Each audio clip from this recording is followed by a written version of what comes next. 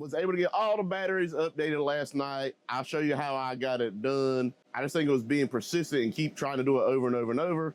But I'll talk about how I did it. I'll tell you what my inverters are pulling in right now. It's 9:43 in the morning. And if y'all remember before, the things would only be pulling in about 2 kilowatts a piece, and that was at 1:20 in the middle of the day, at one of the best times of the day for pulling in solar, basically the middle of the day, and it's only pulling in 2 kilowatts a piece on each inverter. Like, let's see what they're pulling in right now at 9:43, 9:44 now. On PV1, I got 2 kilowatts coming in. On PV2, I got 2 kilowatts coming in. So that's 4 kilowatts on this one inverter. On PV1, I got 2.2 kilowatts coming in. And on PV2, I got 2.15. So basically you have more than 4 kilowatts coming in on this one inverter. And then of course on this one, I only have one of the MPPTs with a string going in, and that's the tilt array. I got 2.56 kilowatts coming into this one. Anybody that's interested to see if that tilt is more efficient, I'm gonna be putting out a video on that, but it is, I mean, bottom line. But I'll be showing you a few of the other things I've done to that. And let's go ahead and talk about how I was able to get my batteries updated. So if you missed the last video, the problem was I needed to do a firmware update because my inverters were only seeing 3 of the batteries. When I had 11 of the batteries hooked up for battery communications, it was only showing 3. So when the batteries, the state of charge is somewhat high, your input from the PV is going to be regulated by the inverter because it only thinks there's 3 batteries over here and not 11. And I really have 17 batteries, but I only have 11, with the parallel communications right now because of cord lengths and where stuff's placed at and all that. And I just think, hey, with 11, it should be maxed out on the inverters anyway, so it's not gonna matter if it's 17 or 11. When it was showing those 300 amp hours, it was regulating down about 2 apiece on each inverter, just wasn't coming in. So I figured, hey, I had some kind of communication problem, a cable problem, or the batteries needed to be updated. So I went on there and did a bunch of troubleshooting, but bottom line is I got to the part where I needed to update the batteries. And to get the batteries to update, if you don't know, you're gonna use the BMS test software for the Lifepower4 batteries. And I'll go ahead and pull it up and show it to you. So you go in there, and once you get your batteries connected, you're gonna go to the program update tab, you press get info, and it's either gonna tell you you have a 207 or 205 hardware. So that's the firmware that you need to update. You'd have 2 different firmwares. If you use the other firmware, it will probably brick your battery, I'm guessing, because there's probably a different BMS or some kind of different software in it. So they want to make sure you update the right firmware. So on all the batteries that needed to be updated, I couldn't get that information to come up. It would say failed boot every single time. And I followed the guides. I didn't have anything charging, discharging, had all the other batteries off, inverters off, so there was no charge or discharge of the battery, had all the communication cables disconnected, and I just couldn't get it to come up. Because I did the other 3 batteries basically one at a time and then closed out the program. So what I was able to do is I just went and hooked back up to one of those batteries, got the boot info to kick on and boot up.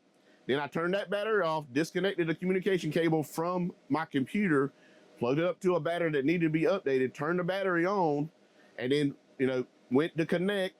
So I can go ahead and show you this. I did it on the computer. Then I went over to connect, hit connect. Then I went to battery info to make sure the battery was actually communicating. Then I went to the program update, pressed the get info button, and then the information comes up.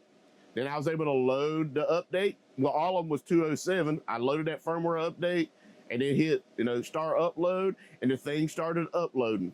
And I just kept doing that over and over and over. When the upload was done, I would turn the battery off, disconnect the cable, plug it up to the next one, turn the battery on, and then that one did the same thing. And a few times when I got to the point of saying upgrade, it said upgrade failed the first time. You just press it again, and then the update will go through. It was just about finding the right sequence, and this thing, it just wouldn't start some of those batteries with the get info. But if you started one that was already good, then go to the next ones, somehow it updated. It's probably just some kind of weird little glitch with the programs or the batteries. I'm not sure, but it's something that you would think could be fixed with the software, and hopefully EG4 and Signature Solar will be able to get this fixed so everybody can easily update the batteries. You should be able to follow the procedure, go hook up any battery and get the boot information and be able to update it without having to go through all this. So it took me days to get this thing right. And I messed with it for hours and hours and hours, tried all kinds of different stuff, jumping around, using different cables, and this was the cable that I ended up being able to use, was basically the newer version. You hook this one up to your computer USB, and then that one goes to the RS-45 on the battery, Lifepower4 battery. So this is the cable that I was able to use, not the old one. This is the one that worked.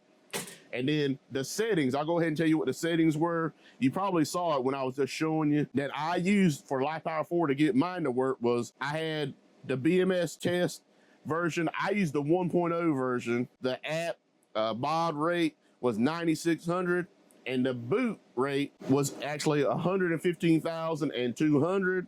And then I just went over to connect and then go over to program update. Like I said, you change your address to 0. The dip switches on your battery got to be at 0 for all this updating, if I haven't said that already.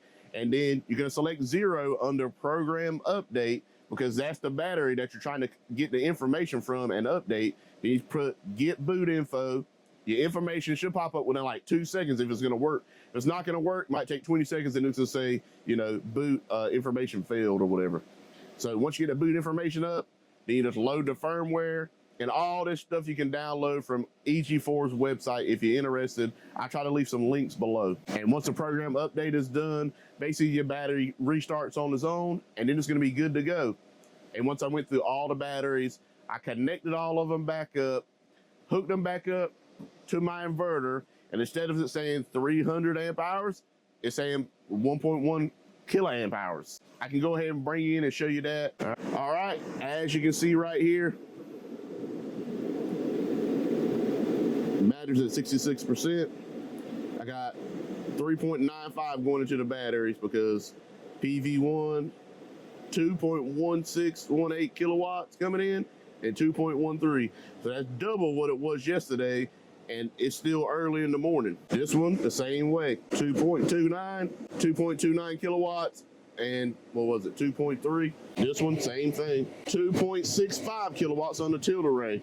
And of course, 1.1 kilowatt hours on the battery. Let's pull that up again so you can see it. Automatically comes up saying my battery bank is 1.1 kiloamp hours. So it's working. Everybody that commented, trying to give me some ideas of how to get the stuff updated, I really appreciate it. Luckily, I was able to just accidentally figure it out before Monday. Figured it out Sunday night late, you know, and this is after I worked on it for hours trying all kinds of different stuff. But I was mainly working on the batteries that wouldn't update. And I didn't think about going to the other ones. I was like, you know, to me, you shouldn't have to do that, but it just is what it is. The things are working.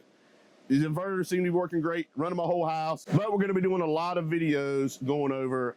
People want to know, because I missed a lot of stuff on the last video because it was so long. And I'm going to go over the parallel communications for the inverters and how to actually wire all that.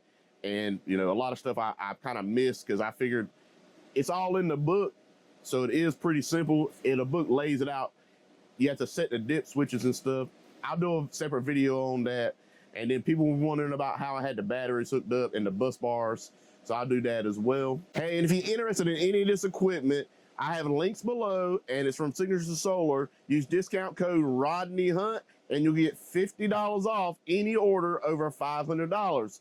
And all of my links that you use, I make a small commission on it, and I definitely appreciate it. Everybody that's ordered from my stuff is helping to buy this stuff and make more videos. You know, it didn't cover the whole cost, of course. You know, my channel's too small for that, but everybody that does buy something from my links, you know, I make that small commission. It definitely helps the channel out, helps me make more content, make more videos, and I'll try to help you guys out, and I appreciate it. We're going to be doing a lot of load testing, so I'll show you what these 3 inverters can actually do. I know they can put out more than 18K because we did that the other day by accident, put out that much. I guess they had everything in the house running at the same time, and then I started my car charging. But if you're interested in any of that stuff, go ahead and hit that subscribe button, hit the like button, and thanks for watching.